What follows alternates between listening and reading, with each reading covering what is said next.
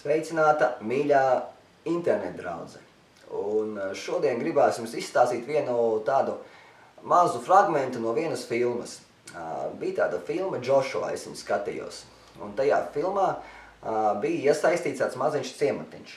Maziņš ciematiņš, un tajā mazajā ciematiņā bija viena reliģioza katoļu baznīca un viena baptistu baznīca, kura bija jau pussabrukusi. Tas nozīmē, baptistu kalpošanas nekāds nebija, jo baznīca bija sabrukusi. Tāda. Un uz to ciematu atbrauca Jēzus.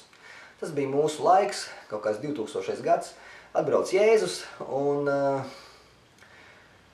viņš atbrauc, protams, es nezinu, ka viņš ir Jēzus, bet ja ir Jēzus, viņš atbrauc cilvēku izskatā. Un ko viņš sāk? Viņš atnāk ar lomiku un sāk jaukt ārā to baptistu baznīcu. Un tagad sanāk tur pusi ciemats apkārt, viņi saka, ko tu dari, tā taču ir baptistu baznīca, kāpēc tu jauc šo baptistu baznīcu? Un visi sāk Jēzu kritizēt, kāpēc viņš dara tā, kā ar kādām tiesībām viņš jauc baptistu baznīcu. Un visiem ir beigās pretenzijas.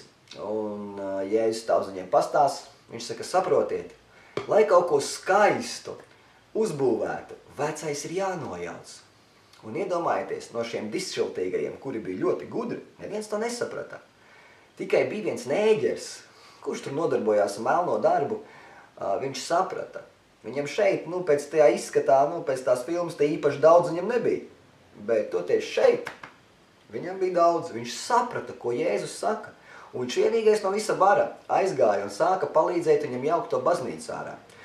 Un viņi jauca baznīcu, protams, procesa laikā tur lēnā garā cilvēki viņiem pievienojās klāt tajā visā būvniecībā, bet katrā gadījumā filmas beigās šī baznīca bija uztaisīta ļoti smuka. Viņa bija skaista, Jēzus viņu bija uztaisījis kopā ar palīgiem, un viņš ielika mācītāju. Un viņš neielika nevienu no šiem gudrajiem, dišsiltīgajiem, bet viņš ielika vienkārši to nēģeri, kas bija nēģeris, kuri, kā jau es teicu, viņam šeit īpaši daudz nebija, bet viņam bija liela sirds. Un viņš ielika viņu pa mācītāju. Un kāpēc es to stāstu? Es stāstu to tāpēc, ka ļoti bieži Jēzus ienāk mūsu dzīvēs, viņš ienāk mūsu sirdīs, lai mūsos uzceltu kaut ko jaunu, kaut ko skaistu.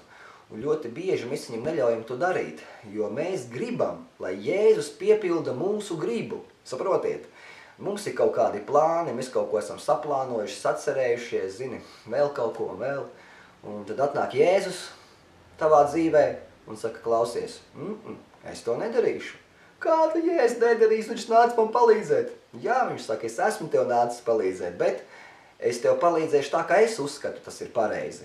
Nevis tā, kā tu uzskati. Un tāpēc es gribu pateikt to, ka Jēzus nav atnācis jūsu dzīvē piepildīt jūsu gribu, bet Jēzus ir nācis jūsu dzīvē, lai jūs piepildītu viņa gribu.